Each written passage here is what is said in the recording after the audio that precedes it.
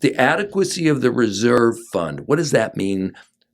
Okay, everybody by now should know that your governing documents pretty much require that you have a reserve fund to maintain and preserve the common elements, right? A separate fund. And all those statutes that are out there in the states and the Internal Revenue Code specifically prohibit you can't use reserve money to pay for operating. I'll pause there. Can't use reserve funds to pay for utilities and insurance. And if you do, you violate all kinds of laws and rules and Internal Revenue Codes. So back to reserves, why is this important? Because if you don't fund the reserves and you defer the maintenance, meaning you're not going to repair the roofs, you're going to let them go, and you're going to let the cracks in the swimming pool, and you're not going to remarcite, and you're going to not tuck point, and all these things, and painting, and driveway, and asphalt overlays until there's potholes everywhere. All you're doing is hurting yourself and every unit owner because your market value is declining, and you're delaying the inevitable, which is what you just said, a special assessment, or you have to borrow money. Well, that's what I was going to ask you. Deferred maintenance, like I'm sure you're working with a lot of communities as you do reviews and as you do audits that have loans. Mm-hmm. A lot more than has been in the past.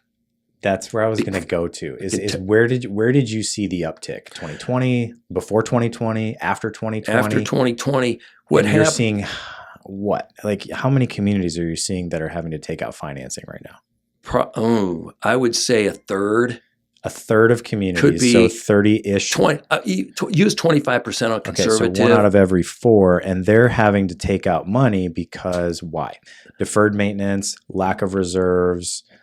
Both of those things which are tied claims. Together, you just hit it. Okay.